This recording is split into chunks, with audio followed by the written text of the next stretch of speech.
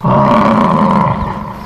हाँ एकरा चंडालवा चिर के ले जाए तोरा समझ में नहीं आ रहा कि 4 लाठी मारबो ने तो पड़पड़ा के गिर जीवी।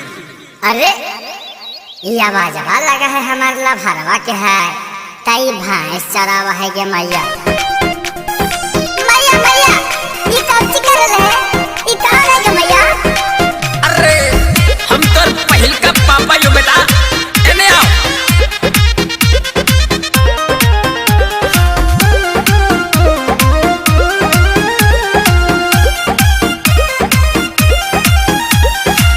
कौन विपत्तिया पड़ लऊ तोरा कौन विपत्तिया पड़ लऊ तोरा चढ़ावही छौड़ा तू भैसा रे की चढ़ावही छौड़ा तू भैसा रे। आगे खोचा बांस से तोरा बाऊ मारा लकऊ जुदा कैल कौ झौड़ी तोरा मौसा गे हमर न होनी बाराबाद कैनी पैसा हमर न होनी बाराबाद कैनी पैसा तोरा याद में चरा बहिया भैसा गे तोरा याद में चरा बहिया भैसा गे। ओए uncle you are other and don't touch my mother. बेटा तोरा चाही काय का गो ब्रदर। चलो हटो जाने दो मुझे।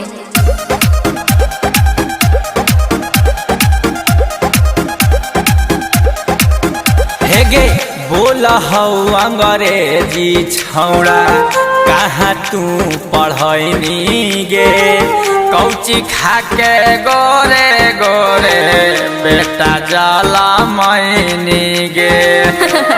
आइए कहाँ पढ़ेंगे रे भाई इंग्लैंड के लेल गे। 6 क्लास में छौड़ा पढ़ावई ओहो इंग्लिश मीडियम रे तोरे से मुहमा मिला हकौ एरा बनई बैडीएम रे। कौना नक्षत्र में होला बुतारुआ आगे कहिया मनैनी 27 गे हमारा बुढ़ा बका बनैनी तू ऐसा हमारा बुढ़ा बका बनैनी तू ऐसा तोरा याद में चरा बहियो भैसा गे तोरा याद में चरा बहियो भैसा गे। ता आई रे ता हमरा गला के बाद तू बियाह हुआ ना कहना रे ता ऐसे कितना दिन तक रहा हमारे। अरे बियाहवा कर ले रे आ जाए ना अगर तू हमार कहला टेंशन ले रहा ना गे अगर तू मजा मार रहा ना गे तो मार बाहर जाम।